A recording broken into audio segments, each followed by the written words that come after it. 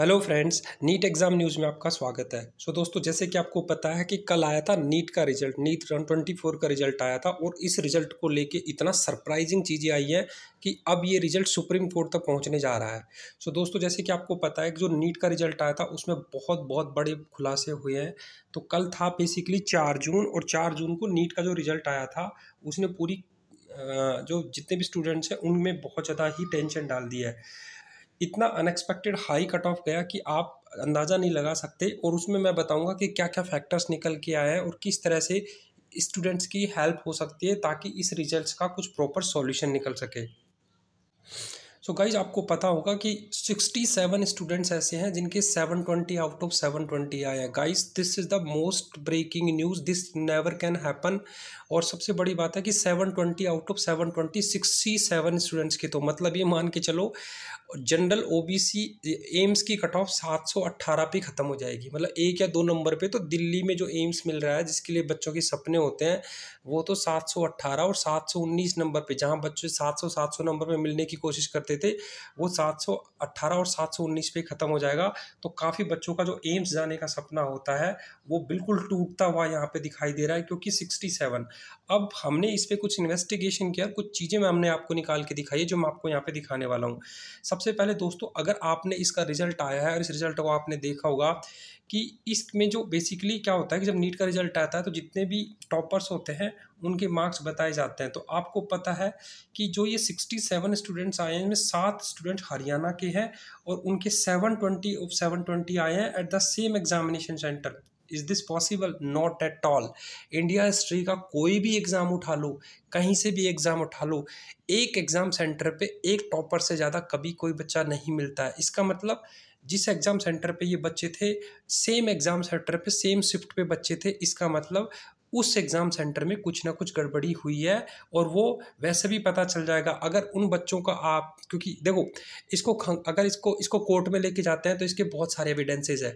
First evidence इसका है कि वो बच्चे किसी न किसी कोचिंग इंस्टीट्यूट में तैयारी कर रहे थे, राइट।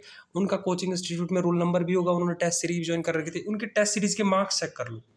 अगर आप उन बच्चों के टेस्ट सीरीज़ के मार्क्स चेक कर लोगे, जो बच्चा एवरेज परफॉर्म कर रहा था जिसकी 25,000 में 12,000 14,000 16,000 रैंक करती थी, वो नीट में टॉप नहीं कर सकता।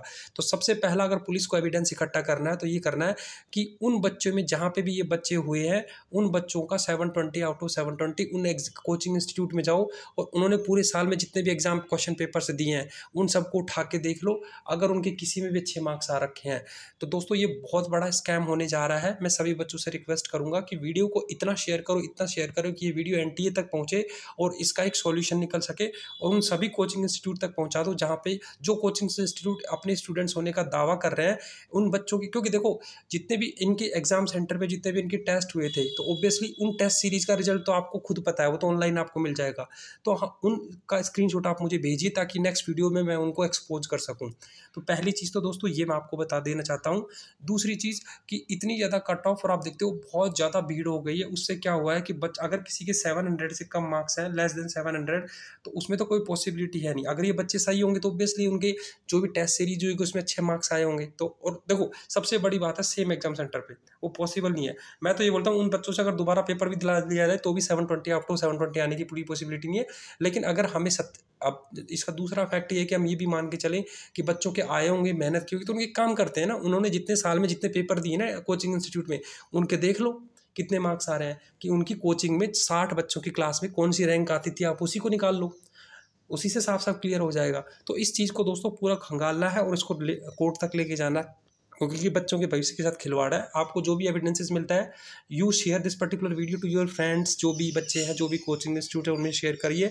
और मैं आपको बस ये बोल देता हूँ कि इससे स्टेट्स की कट ऑफ भी इम्पैक्ट होने वाली है। जहाँ पे जैसे हरियाणा में आपको पता है वैसे ही 620 630 कट ऑफ जाने वाली थी स्टेट की, तो इस बार तो ये मान के चलो अगर आप हरियाणा जैसे स्टेट में 650 से कम नंबर है तो आपको स्टेट कोटा में एमबीबीएस मिलने की कोई पॉसिबिलिटी नहीं है। और जो बाकी स्टेट्स के बच्चे उनसे मैं ये रिक्वेस्ट करूँगा कि जितना ज़्यादा हो सके वीडियो को शेयर करें ताकि एनटीए तक एक खबर पहुँचे और इन बच्चों का पूरा जांच हो कि इनके कोचिंग इंस्टीट्यूट में जब ये प्रिपरेशन करते थे तो इनके कितने मार्क्स आते थे। तो दोस्तों मिलते हैं नेक्स्ट वीडियो में, तब तक कि मैं भी इनका प्रूफ निकालने की कोशिश करता हूँ। और तब तक मिलते हैं नेक्स्ट वीडियो में, तब तक के लिए जय हिंद।